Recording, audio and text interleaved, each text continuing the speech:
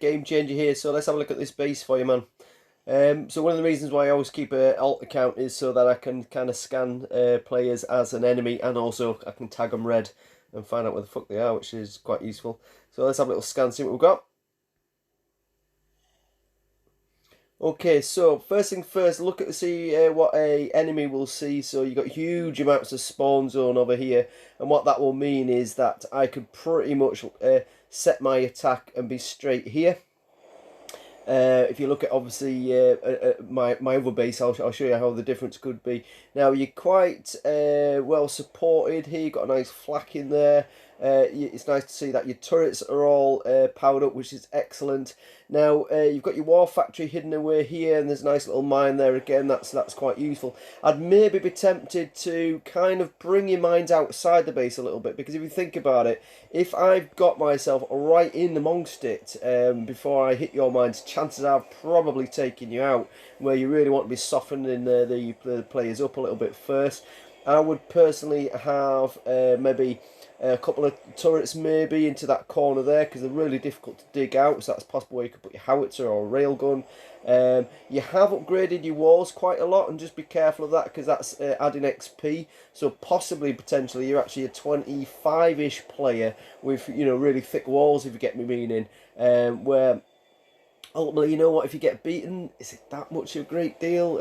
You know, I'd rather be, you know, taking players out and devoting my, you know, powers to that, if you will, than necessarily defending base. It gets different as the game progresses, to be fair as well. Now, if I was looking at taking you out, I can't get that war factory. I'd want to dig that out because you've got a couple of tanks in there. Now, I would, though, look at this helipad here. There's obviously no defenders coming out of it, so that suggests that that's obviously you haven't unlocked that yet, so that's certainly something you'd want to look at. Get a couple of Cobras or Hinds in there, certainly. I would definitely look at that. You've got obviously your war factory, you can see there.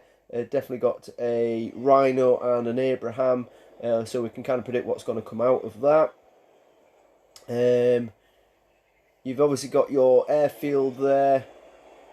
Not a bad place to put the airfield, really, because they spawn that quick. So I'd probably, if I were doing this the other way around, I'd maybe have the airfield as the kind of one at the back there, and actually have your helicopter here. So then your helicopter's protected by your turrets.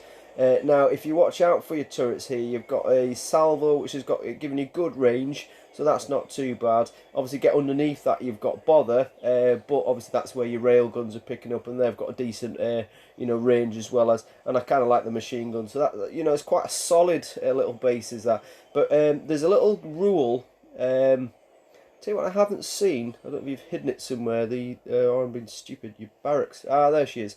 So yeah, you can reasonable technique in the sense that like you can have like little things like that sort of hidden away, you know, where people like kind of, you know, attack and don't spot it. But you know, obviously when you're scanning somebody else's base, you know, bear in mind they may be thinking that as well as.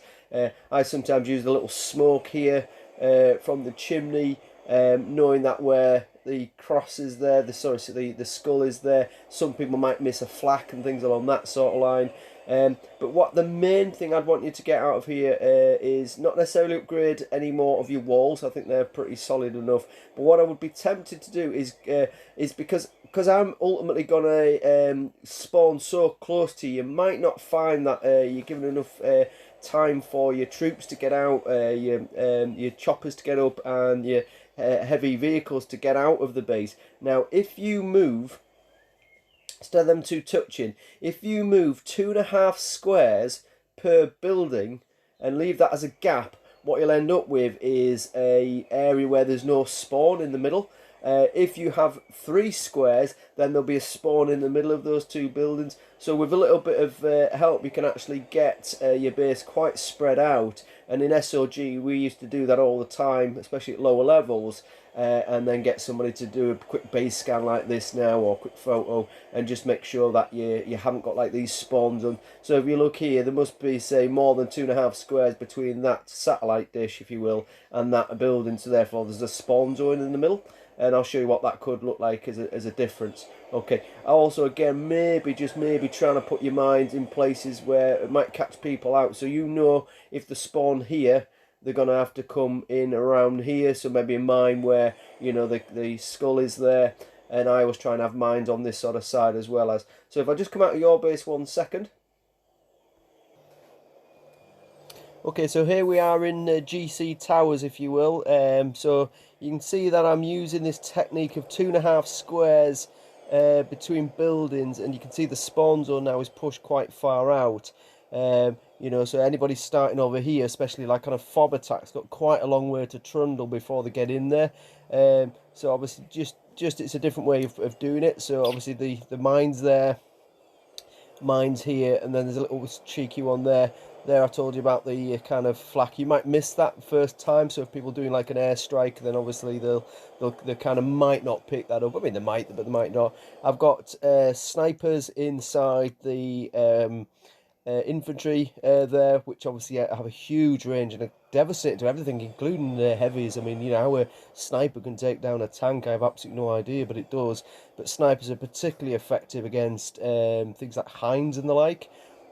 Regarding Hinds, I've obviously got them in defense, and they're level 9. I mean, it's 1500 XP per unit, so obviously I'm always mindful of that. And then I've got Abrahams in there, and they're at absolute max 10 with all equipment maxed as well, so they're quite formidable. Again, they don't really do a great deal, but what they do is they kind of slow the enemy down, because they go out and engage them, and then quite often they're using heavy tanks as well, and it's just like a trade-off. Meanwhile, it's giving you a chance to get helicopters up, snipers up, and things like that, really. I'm kind of very, very mindful when I'm putting turrets to have a kind of mix.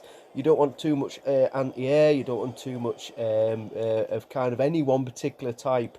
So I'm trying to always overlap, really. So I've got to, assuming people are going to come this way, I've got a howitzer there that's obviously going to pick up and give a reasonable amount.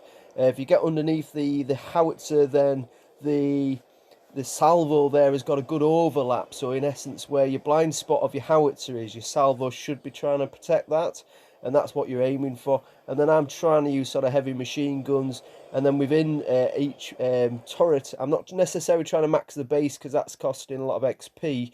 Obviously I will eventually, but what I am trying to do is make sure that every turret is maxed, and within each turret, actually, each one of them is maxed as well. So for example, there I'm using a howitzer, which is obviously as high as I can get it, but if I clicked on that to change weapon, it would also be maxed as well, so that gives me options, you know, if I need to give me different defense strategies as I feel I require them.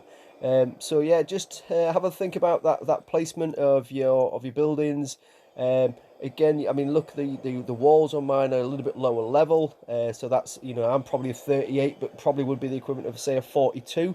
And obviously, because I've maxed everything in certainly defence and things along that sort of line, that does give me a little bit more, hopefully, prowess for my number.